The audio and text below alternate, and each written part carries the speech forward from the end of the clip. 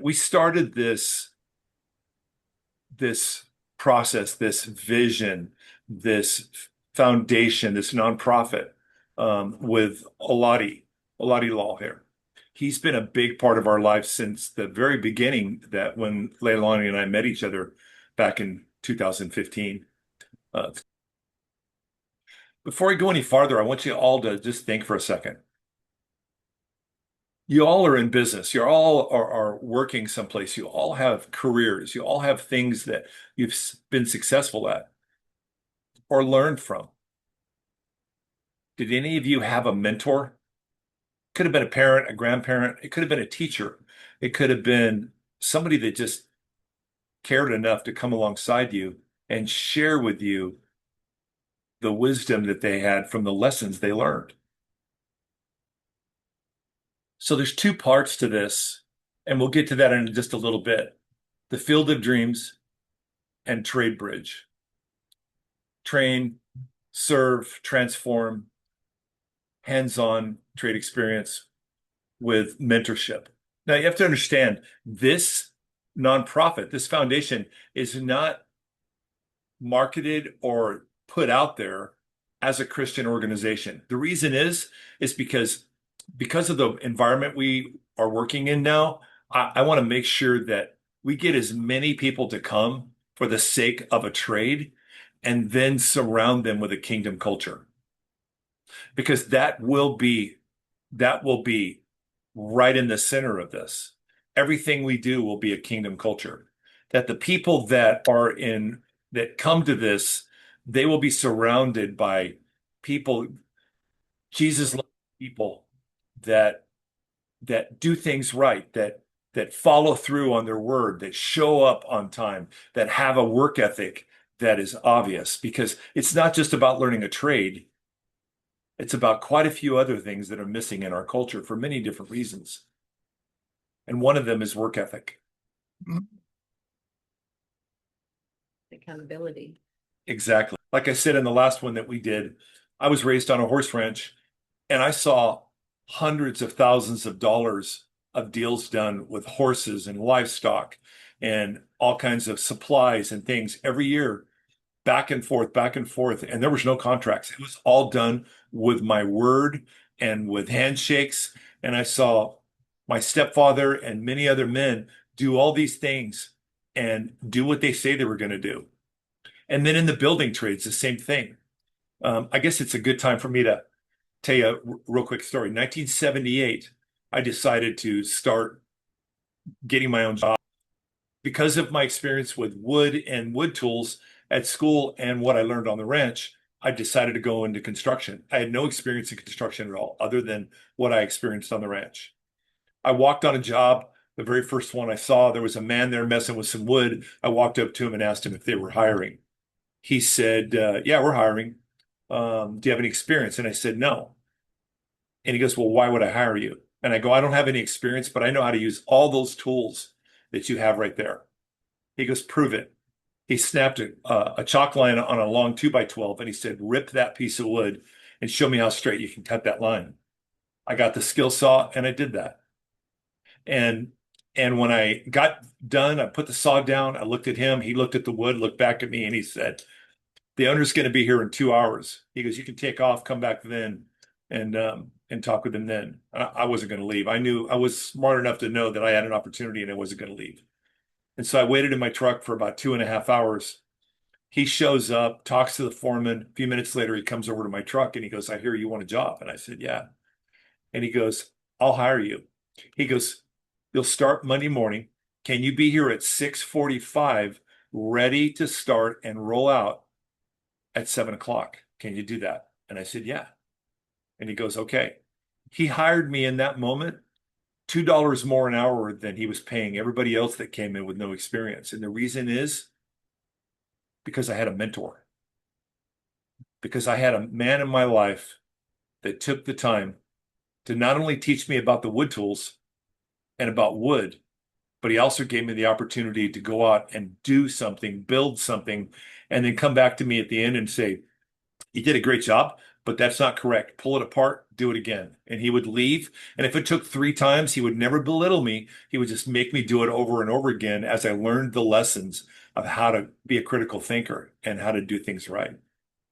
And again, that's another part that's missing in our culture. We have a lot of people that have been focused on college, but it doesn't necessarily mean that they know the value of measuring twice and cutting once, being a critical thinker, being able to walk into a room and see the room three-dimensional and know what's in the walls before I start doing what I'm doing or what it's going to look like when I finish. Okay, so there's something that's coming in the future. This is not my numbers. This is the Department of Labor and many other organizations that are projecting that the journeymen that we have in the building trade, over 50% of the journeymen that are in the building trade right now are over 55 years old. And they're saying that in the next 5 to 7 years that they project that 50% of our journeymen that are working for somebody in the building trades are going to retire. And they also say that for every 5 journeymen that leave the building trades, that we may get one person that comes through the door that wants to take their place, but in most cases are not prepared, not skilled enough, and don't have any kind of experience, or they have not been subjected to any kind of building, wood shop, metal shop, anything like that. They just want the job. And so this is a plan to fail, especially as our needs in the workforce are increasing every year. We'll get to that. There's a shrinking pipeline, and there's been a shrinking pipeline of people coming out of school to be able to be ready for this, because back in the 80s, somebody got the bright idea to take all the shop classes out of the high school. And so if nothing else, it's not about learning woodworking or metal shop or auto shop or any of that stuff that's in there, home economics. It's about the person that maybe is walking down the hallway, like Mike Rowe likes to say, and walking down the hallway going from English to math, and they pop their head, look in the door to see the wood shop or the metal shop.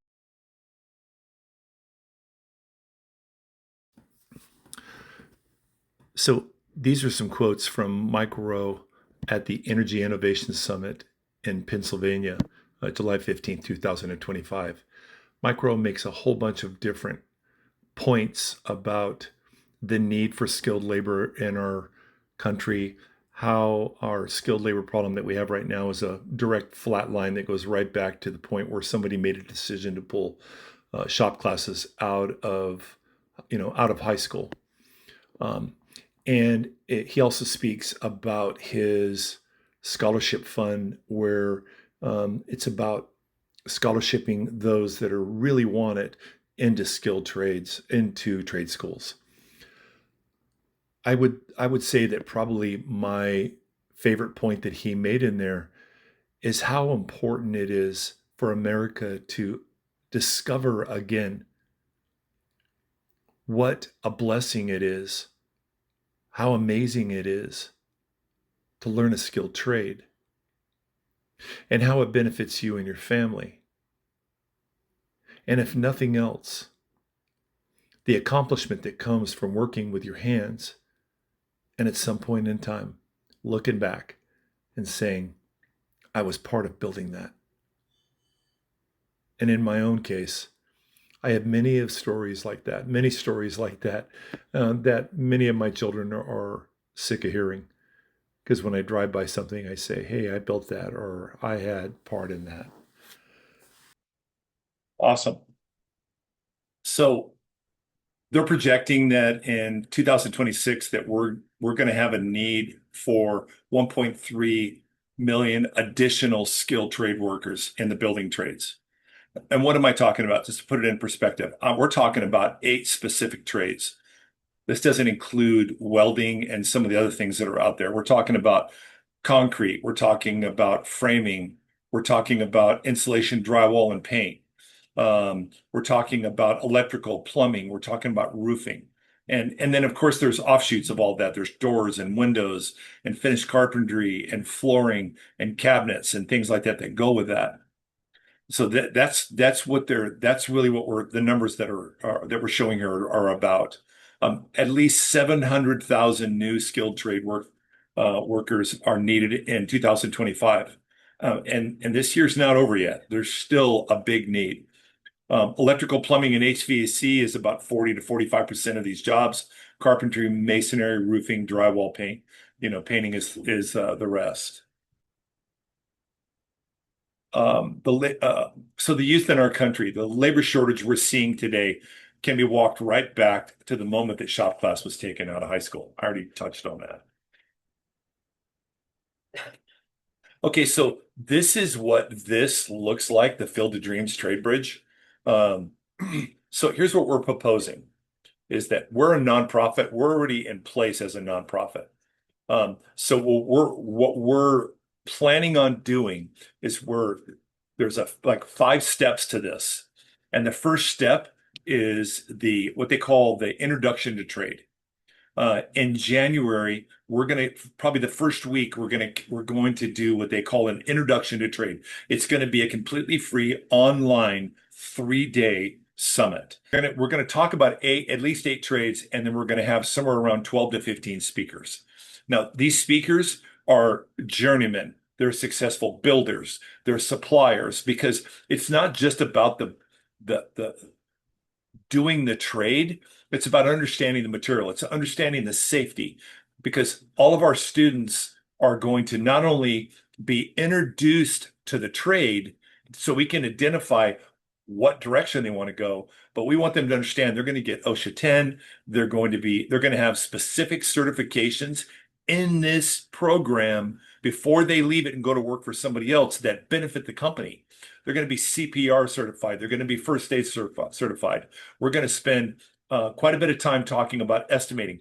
I want, even if somebody wants to be a painter or framer, I want them to be able to walk into a room or look at a piece of paper and figure out how much material they need. We can't expect them to learn to be a critical thinker if we don't start getting them to understand how to read a tape measure, how to do some of the math, and how to get things moving in that direction. So they understand at least a little bit how to budget a job. It's not enough to just look at a pile of lumber or a bunch of wiring for electrical and say it's going to take me this much time. And what does this equate to? We'll talk about this in one more slide. Is that if these workers that come out of this program have some of this, then it's going to free up a journeyman. It's going to free up a supervisor more than normal, because there's quite an expense taking somebody with no experience into a company, quite an expense for the first year to be able to get to them to the point where they're not costing you money. I mean, it's about $60,000 to $70,000 is what it costs to have a new employee. That's including their payroll and the overhead that goes with that. But there's about 15 around on average, depending on which trade we're talking about, it's about $15,000 of savings that can be made as a result of us preparing them properly. Okay. So we have the 3-day online summit that we're going to be doing that is just an introduction to trade. It's completely free. I don't care where the people are, if they're in New Zealand or in New York or California. I want them to be able to see this and understand so they can get an introduction to what it means to paint, what it means to build, all the other ones that are in there. Okay. At the other side of this, we will have some attrition. Some people will say, I don't want to get sweaty. I don't want to work like this. I'm not really interested in that. Okay, good. But there'll be those that look at this and say, I'm interested in that. And another one will say, I'm interested in that. Great. Let's identify those people and put them into a boot camp, an in-classroom program that not only teaches them about all this stuff, but gives them the ability in the classroom to wire a light, hook up a light, a switch, look and see what a panel looks like, do a drywall repair, do some painting, get their hands dirty in the class right there to understand the tools better, understand the safety, understand all of the culture that goes with this. Okay. Then after and here's a sidebar on this. We're setting up a portal on our website for those that support this program. the ones that support this program, they're going to be able to see into the program, and they're going to be able to see how each one of the students are learning. Because the ones that are supporting us, the ones that are donating, the ones that are maybe providing a teacher or two or some supplies, or they're just, they're just in our prayer circle, they're part of the founding, donors or whatever it might be. I want to make sure they can see the students, see their grade level, see some of the testimonies, to where they can start saying, you know what, I think those two people right there, that guy and that girl, or even those two girls, I think that's who I want. It looks like I want those two to come to work for my company, that they'll fit, what I'm looking for. Okay. So I want to be able to do that.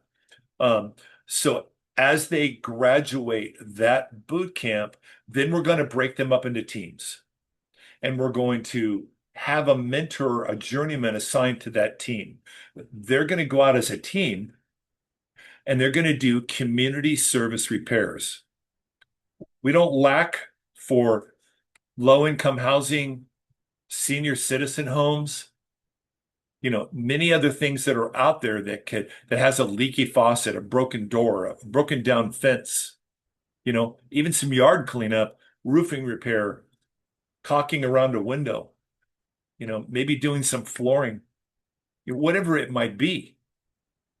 We go in and we teach them hands-on experience and how to serve the community right there on those in those little hands-on repairs that we're doing. So we'll track that also. So when we get to the other side of that, now we're going to they're going to be involved in a mentor network. They're going to have the support and a community that they're going to be able to take into their job, to where they can reflect back and say, hey, Dennis, I don't really understand the math of how to be profitable in this over here.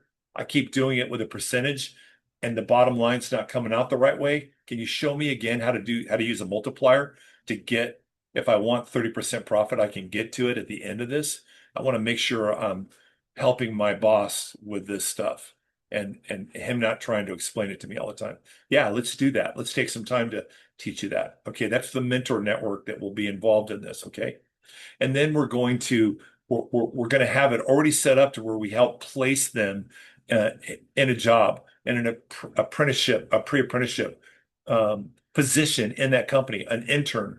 Or here's another part of it. We are going to have relationships with apprenticeship programs, union apprenticeship programs. Some of these people may decide they want to go right into an apprenticeship program, and they'll be better prepared to do that when they go there. They'll benefit that program in the union by us better preparing them before they get there. Okay. So, all right. So here's a brief graph on here. Now, just another little sidebar. I'm going to have this PowerPoint presentation. Matter of fact, it's already on there. If you go on our website, and you go to the drop down on the left-hand side, it says forms, and you go to that, and the only thing that's on there right now is this PowerPoint. So if you want to go back and look at these numbers, or if you want to double check on some of the slides, or send somebody to look at it or share it, and we are absolutely ready and wanting to have every communication we can. So if you know somebody, or if you just want to talk about this some more, let me know, and let's get together and have a cup of coffee and talk about it. So here's some numbers on how TradeBridge, Field of Dreams and TradeBridge saves companies money. And you can see on the far right-hand corner down on the bottom right there, some of the savings. And again, it depends on which trade we're talking about. This is an average number. Okay. Okay, so this is what it looks like. It's what they call a hybrid. There's two parts to this program. There's a nonprofit and a for-profit. And the nonprofit is the Field of Dreams. And the purpose of this is to focus on mission, setting up community service, training. This arm applies for grants, gathers donations, runs the apprenticeship program, and partners with schools, churches, sponsors, and community organizations, not to mention some of the developers and builders and material suppliers and some of the other programs or nonprofits that are already set up out there. Okay. Then TradeBridge, training and construction is the for-profit. That's my contractor's license that will have this set up to where if when we're going out and doing community service repairs, even if we're just going to go and change a doorknob, I want to make sure that the students that are going out there are getting paid at least minimum wage and they're covered with workman's comp and we're shielded with general liability insurance. Everything's in alignment with what the California State Contractor State License Board would want. And all the expectations are on there. I want to make sure we're doing it right and being in integrity. Can't expect people to our students to be in integrity with all of what they're doing without us demonstrating that. So we would do the training. We would develop the curriculum and license it. The Field of Dreams would own the curriculum, but we would develop it. We would handle the construction jobs, manage community service repair projects. We would do the consulting. There's a large estimating process that contractors use me already for, and we could do some of that estimating and consulting together. And then the job placement service. Here's the last part of this right here is these students, when we place them someplace, we're not going to lose contact with them. We want to keep them part of the community.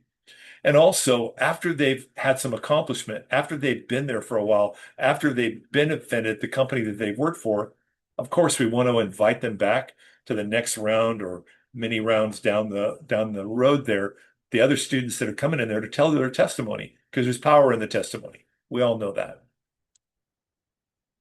Okay, so how can you help? So these are a list of some of the things that we need. Obviously, we need donations.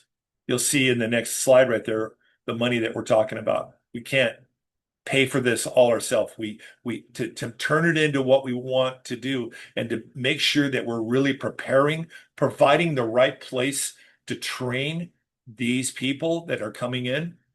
And again, let me sidebar again. Who are we talking about? Who are we going to be training? Well, Gen Z is, like Mike Rose said, they're trying to figure out where the next round of welders are going to come from or electricians for data centers. And he's saying they're in the 8th grade. These kids haven't been subjected to shop class. We're talking about having a mobile shop class, metal and wood shop class that we can take to the Boy Scouts, the Girl Scouts, that we can take it to private schools. We can set it up in places where kids can come and see this stuff and start getting subjected to what it means to work and smell the wood or get their hands dirty and then turn around and look back and say, man, I built that. That feels good. It takes money to do all of that. So we need contacts. We need doors opened. We need, and it's not just builders and contractors. It's maintenance companies. It's churches, ministries, schools, veteran organization, community leaders, like I said, and on and on. You guys get that. We need these doors open so we can come in and tell them about the vision and see if the Lord is aligning them to what we're doing here. We need sponsors. We need people to sponsor the 3-day summit that we're going to do in January. We need partners for scholarships for the students. We need grants. We need grant writers. There's a lot of organization and a lot of boots on the ground that we need in this next slide. We need help with social media. We need mailing lists. We need, reaching out, set up appointments, follow-ups. We just don't want to talk to somebody and leave it at that. We want to follow up with letters and letters, pen and paper, phone conversation. Yeah, and phone conversation. That's a lost art. Everybody wants to text and email and all that stuff, but I don't know about y'all, but I appreciate getting a letter from somebody that I've talked to. It demonstrates that I care and that I'm sincere about what I'm telling them. And I want to bring that back. And I want to bring that into the students too. We need tools. We need equipment. We're going to need supplies to build some of the things we got to do. We're going to need, all different things. Okay. And then obviously we need donors to help with this. Okay. So right now our first goal is $10,000 over the next 30 days. This is going to get everything in place to prepare for all the necessary licensing, for transferring my contractor's license into this, getting some supplies, gathering, a grant writer and stuff to be able to get the money flowing and all of that stuff. It takes time and money to be able to do that. And there may be some of the journeymen, the teachers that we're going to need for a little bit of this that we might have to pay a stipend for that. And I want to be able to do that. I don't want everybody that is part of this I don't want the company that they work for to expect that we want them to just give everything away. Sometimes you got to pay for the right person to come in. Our target goal over the next 4 months is 75,000. That is going to have us in place. That's going to help us provide a facility to be able to do the classrooms, to have the material, to have the mock-ups ready for there and all the equipment stored, all of that to do it the right way.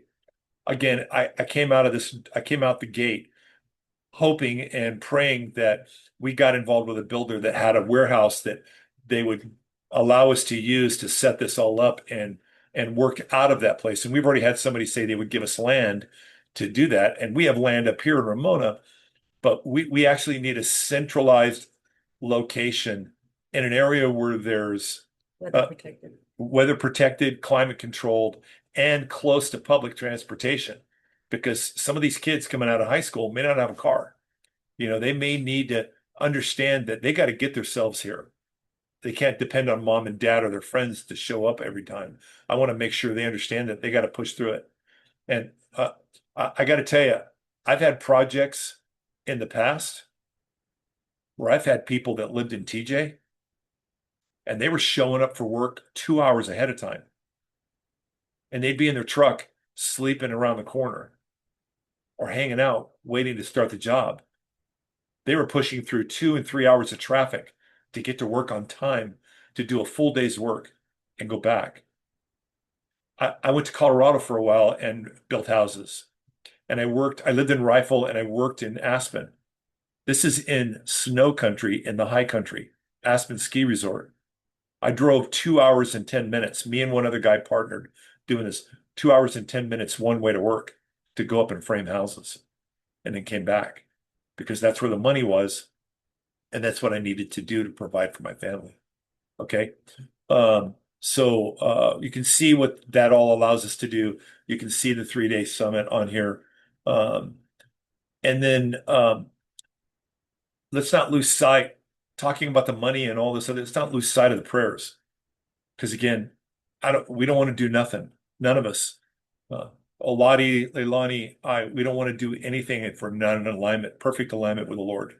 And we're going to check ourselves all the way through this. Even if we're standing in a room of unbelievers, I still want to know what he's doing in the room at that time. I want to know who he highlights because there will be people that come to this class and God's got a plan for their deliverance. God's got a plan for them giving their life to Jesus. God's got a plan for realigning the generations of their family because of the kingdom culture that they're going to be subjected to at the same time of getting a trade. Who am I to deny them that? I have to be in alignment with the Lord.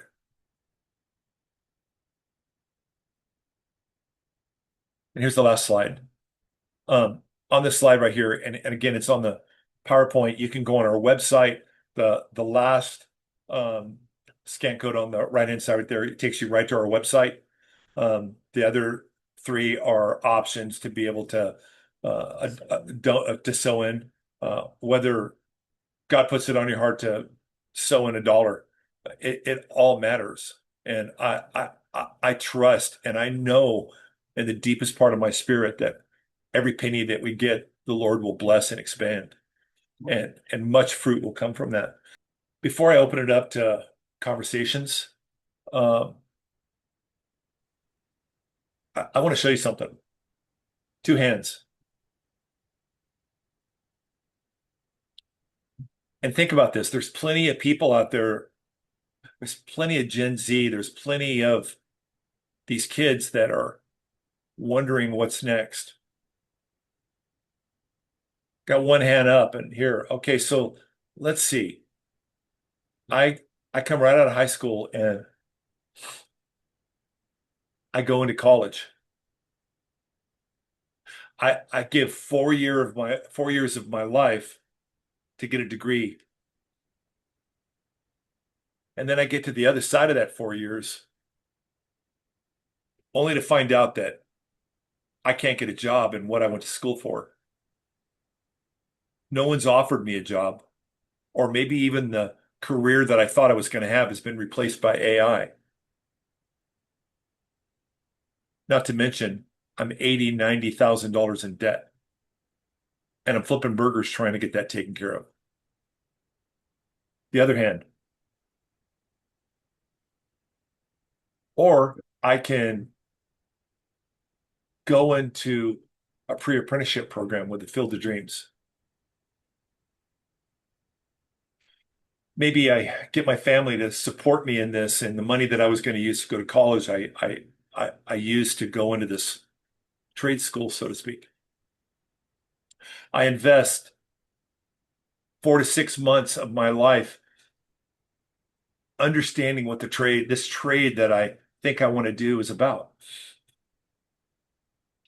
I get offered a job before I even get out of the program. Within the first year, I'm already making $50,000, $60,000. The company that I go to work for not only pays me for the trade school that I just went through, but pays me for every certification and every other additional schooling that I need. They pay for it all. 4 years down the road, I'm making six figures and I have no debt. And in addition to that, if I still want to go to college, now I'm in a position to be able to pay for my college and still have a career at the same time to back it up.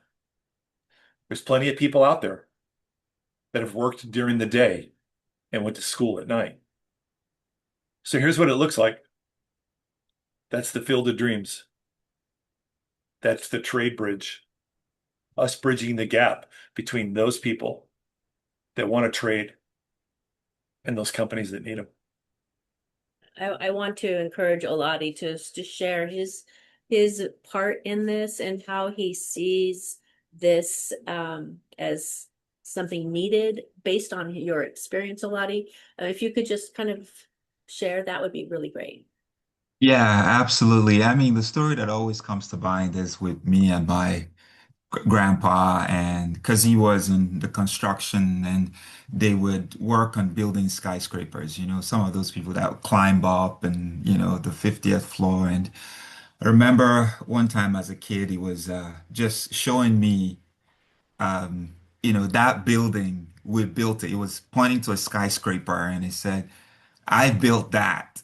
And what he meant by that is he was one of the folks who built that. He worked in masonry, until he retired. And the pride that was in my eyes as a kid, how I felt just knowing that's what my granddad did, just it made me feel so proud. And, then he was already in his 70s, and the pride that he spoke that made it that he was feeling as he was talking about what he did with his hands was something that I it still stayed with me today.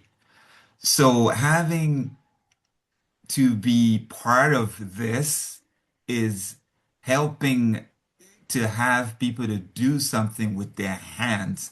I mean, even I was reading the scripture where Paul in Acts 20 was talking about, I said, you yourself know that these hands of mine have supplied my own needs and the needs of my companions. Where he was trying to make a point that he wasn't reliant on them for charity. I mean, as a man of God, he could call for their hands to give, but he said my hands, and he was a tent builder. He worked with Priscilla and Aquila together on the fields, and it was in his hands. So the trend that God is moving towards in this times is back to the focus on the trades with the hands. I remember the book of Genesis where, God actually gave, before God gave Adam a wife, he gave him a job. And he told him to go cultivate the garden, take care of the garden. Guess what? He was working with his hands. And this has a place in the heart of God right now. I'm beyond convinced. And maybe it's a good thing AI is taking jobs, okay? Because it's bringing us back to the essence of some of the things that, you know, God always wanted us to do. And this is one of them. So partnering, we need everybody in your own little way. There's nothing that's little. And, there's sometimes when you hear like a fundraising call, sometimes people might be thinking of just money. Okay, money would be great if you could, and we would appreciate it. It's going to go a long way as long as the Holy Spirit has laid it on your heart. But there are other things that you can help us make phone calls, right? You can give us a list of people. You can pray for us, and we truly need it because we know that this is something that God ordered and God is going to pay for it, right? Whatever God orders is going to pay for. And God usually would use people often, and as he uses them, he blesses them. So it's a chain reaction. God finds someone, he uses that person, he blesses them to bless others, and the blessing continues. And this is part of what we're doing. So we need three things. We need your hands, and we need your heart, and we need your mind with us on this journey. So your hands to pray and to guide, your heart to be with us on this journey, and then your mind, whatever you think is going to be helpful for us, we would take it by all means. So that's the part that I wanted to contribute there. Thank you so much, Oladi. So I would like to just open this up for questions. We have time to answer them now. And then if you have more questions later, you can certainly reach out to us, Yeah. call us or send us an email or text us or whatever that looks like. But we want to hear back from you. We want to hear what you're, experiencing just from the presentation and from what Dennis and Alati have shared. So please open your mics. Go for it. Derek, That's how'd you awesome. get started? I I started really early in the trades. I had an opportunity. Oh, I was probably 13, and my dad had a buddy who was building a home down in Imperial Beach. And I had been exposed, just around my house, just the way things worked, was that my dad he was the handyman. He fixed everything, and guys from the church would come over and help him. And, he converted the garage to a bedroom, and he re-roofed the house. And he was just always doing things with his hands. He was always a very hands-on guy. But that was my exposure. And I fell in love with it as just a young man, just a kid watching your dad and learning how to swing a hammer, turn a wrench. And so when an opportunity came up and his buddy called him and said, "Hey, do any of your boys want to work a summer job just down at this house I'm building and sweeping and cleaning up?" Back then it wasn't as crucial on the workers' comp and labor laws. I mean, they were still in place, but it wasn't as scrutinized. Right. So I jumped on the trolley from Lemon Grove down to Imperial Beach, like 3-4 days a week for several months. And when that man handed 12, 13-year-old Derek a roll of cash at $10 an hour, I knew immediately that I was going to be all right in this industry. $400 to a 13-year-old might as well have been $1 million. And so that was my start, and I loved it. And then I stayed with that, working summers, various outfits, swinging a hammer, framing. Luckily I had an upbringing that was very influential as it related to work ethic. My dad, I'd say, was my first mentor, and still my mentor today. I still call him. And so fast forward, working in the trades, I moved up very quickly. I'm a sponge when it comes to information. I can see images in 3D. I can build a house in my mind before I ever start on it. Just now that I had that trade experience, and then I worked for a guy in Coronado who was not a wonderful individual as a person, but he was a fantastic mentor, and he allowed me, Dennis, similar to what you were saying, he allowed me to make a lot of mistakes. And he never got upset. He never yelled. He never screamed. He walked in. I had tiled a bathroom. I was like 19 years old. I'd never tiled a bathroom in my life. He gave me a step 1, 2, 3, and he sent me off. And I mean, royally messed this bathroom up. It was terrible. And he came in and he just says, "Well, this is not great." And I was like, "Well, I don't do tile. What'd you expect? I'm a carpenter." He goes, "Yeah, well, a good carpenter can do anything. So Amen. and he goes, "How long will it take you to rip it out and redo it?" I said, "Well, it'll take me a day to rip it out, probably a couple days to do it again." And he goes, "Great, I'll see you in 3 days." That was it. That was it. That was my introduction to Tile 101. And he came back and it was much better. I mean, looking back, it probably wasn't, but it met his expectation for that project. And he did that over and over and over again for several years. And that was how I went from being a carpenter to understanding every single trade that it took to build a house. There was a mason that he worked with, and he just said, "Here, take Derek for 6 months and just use him." And he knew what he was doing. I didn't know. I thought he just didn't have work for me. No, he was investing. I went and learned how to finish concrete and stack block. And I came back and he said, "So you're a concrete expert now?" I said, "Well, I don't know about an expert, but yeah." He goes, "Great. We got some jobs lined up." He was investing. He sent me over there. It cost him nothing. I got paid by that guy. I came back with concrete experience. And then I was this concrete guy. And that was the beginning. And then through all those processes, it was just a lot of people with patience, understanding, that were willing to allow me to make a mistake. And then in business, it was just, I mean, the Lord's given me instinct, and I'm so thankful for that. But then having my dad to be able to say, "Dad, let me bounce something off of you." And I've lived by the words that he's invested in me. The top word that he gave me when I first started my business, as he said, "Son, just do everything that you say you're going to do, and put your customers above your profits, and you will always make a profit." And I didn't understand that. I mean, I knew the concept, but I didn't really fully understand it until one day when one of my subs messed up a countertop. And I had the opportunity to blame him, to find a way out of it, to find a way that the customer should have to come up with some of the money. I mean, I had a lot of creative ways that my natural brain came up with. And then those words came to mind: "Put your customer above your profit. Don't worry about this few bucks." And I did. I just replaced the countertop. And then I looked at the end of the year and I go, "Wow, I made money." And that was lesson, like the most major lesson I've ever learned in business.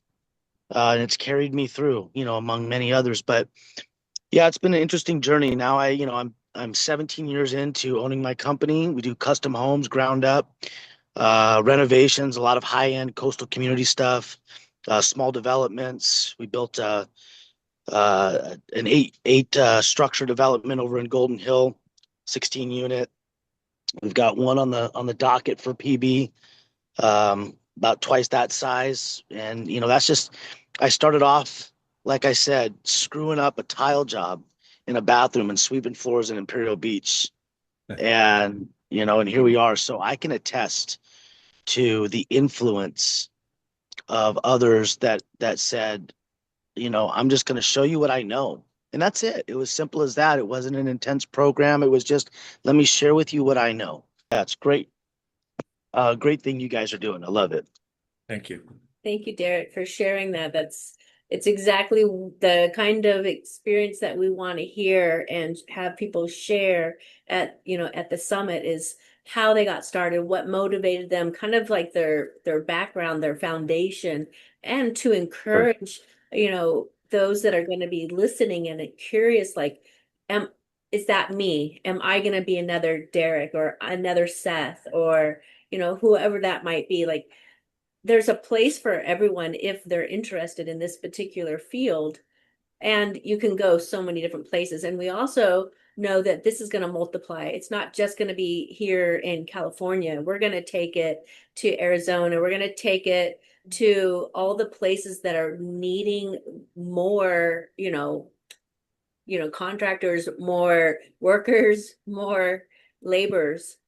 Any place that's expanding, Mhm. where manufacturing's going, where data centers are going, where infrastructure is needed as a result of these things that are coming there, there's going to be a labor shortage. And the way to get Yeah. around that labor shortage is to approach it this way. Now, are there other pre-apprenticeship programs out there? Yeah, there are across the United States.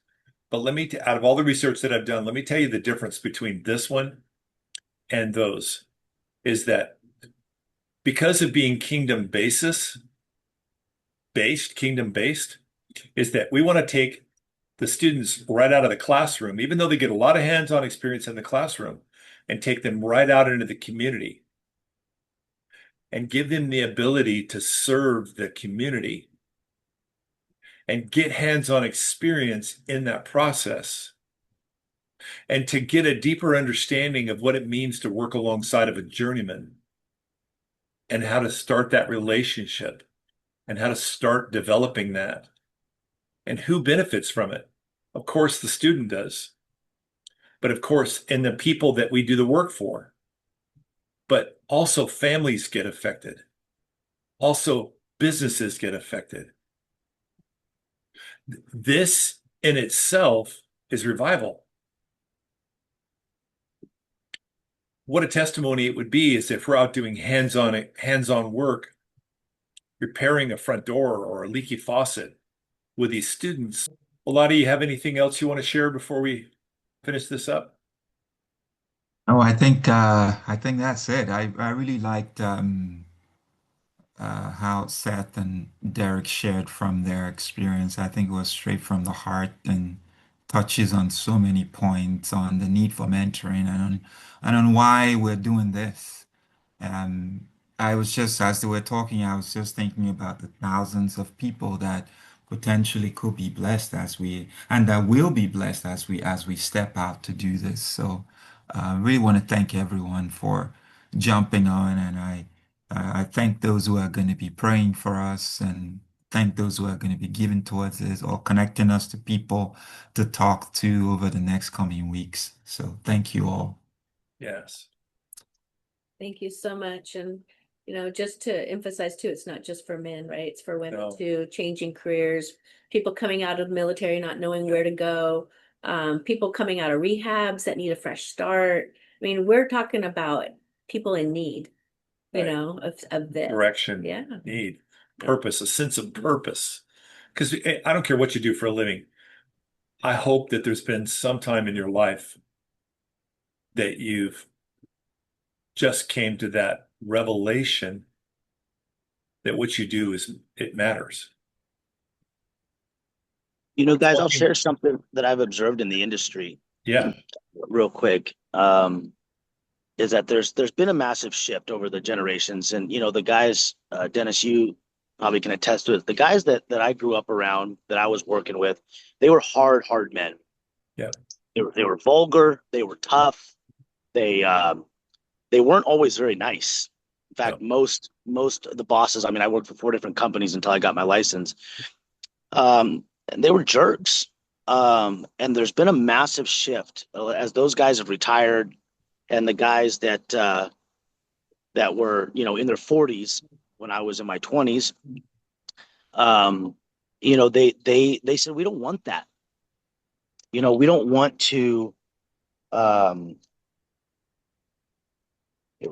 We don't want to berate people in order to train them.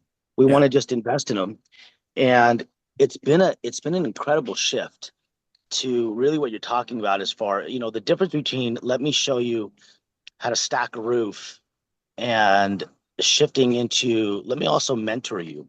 Now it's like all of my subcontractors, every one of them, when they call me to talk about a job, it always ends up talking about their families, their life, their kids, what they're yeah, dealing with. And so there was a massive, I guess what I'm getting at is there was an incredible gap. There was a lack of people investing not just into learning how to do something, but investing in people's lives. Yes. So I love this program, that it would have a component that really says we're not just here to teach you something about how to work or how to perform a skill, but how to live with integrity, honesty, and building long-term relationships that last. Yes. And to your comment about gender in the trades, I mean, my electrician has two females that work for him who are his best employees. Um, they're just, Yeah. women that just said, I'd like to make $100,000 a year. Sure. And they learned to trade, and uh, you know, we know men and women are built differently, physically, emotionally, mentally. Thank God for it. Yeah. But these girls, as electricians, they have such an incredible attention to details that their Right. counterparts don't have. Thank you. Thank you. Thank you. And, and I just also wanted to mention that, and I know Dennis had mentioned this, that on the career change aspect of it, um, a friend of mine, his mom had worked for Nike for like 20 years, and then she had gotten laid off. I mean, she had a lot of money in 401k and retirement plans and all that, but she was bored and didn't know what to do with her life. This was last year. Ended up going to trade school. And she found fulfillment in doing that in the trades. So now, here she is as a second career, and she's someone in the trades getting to do all that, and she has so much joy. I mean, just listening to her talk about all the things she's learned and what she's gonna do and how to read plans and all, it just gets me so excited. So Yep. I can see a lot more people like that who, I think I was sharing this the last time because I do travel a lot for work and means I take a lot of Ubers and maybe one out of every two that get to pick me up, they used to work in technology. They were like software people and all that. But now with AI, that job is gone and they are like, yeah, I'm still searching. I've been searching for 18 months. I mean, this is a potential route. Now they're driving Uber, but robotaxi and all that is it's going to be eating away those jobs soon. It's already happening in California and in LA where those autonomous vehicles are taking that. But again, something that you can do productively with your hands is very important. So I do see career change as being a part of that as well. People finding meaning in doing work with their hands. I just wanted to mention that Yeah. so we Yeah, include that as part of the group we pray for and work towards. wonderful. Wow. Thank you for that extra. I think it's Yes. great, and it's important to remember that, we are stepping into a whole nother season with AI, and it is changing a lot of things. And even probably with the trades, it's going to be Yeah. utilized in a good way, I think, but we still need our hands, right? Even in the career that I have, I can't, AI is never going to take away what I do for a living, right? Yeah.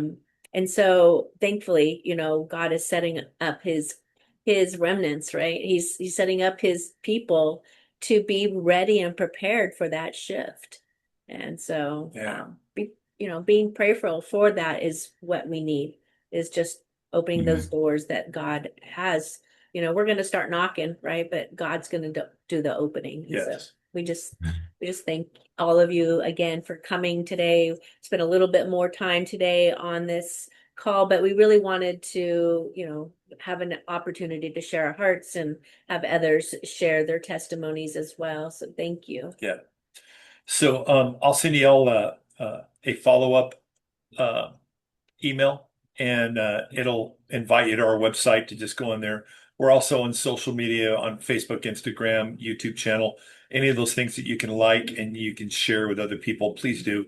There'll be more to come. And it's not going to just be me or us talking. It'll be, there'll be a micro and as we hear things, as we see things, we want to share. Like yesterday, I shared another trade school and how it's affected.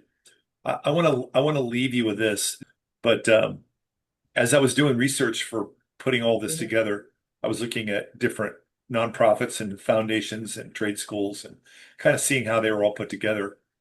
And I ran across one that Mike Rowe was not part of, but he was there interviewing the place because he thought so highly of them.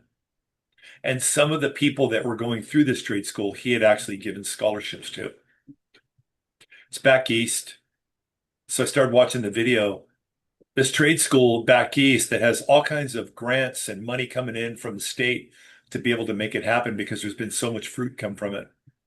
They focus only on autistic people. They're real close to the autistic community. And so these young adults come there and they learn a trade. It could be carpentry. It could be welding. It could be electrical work.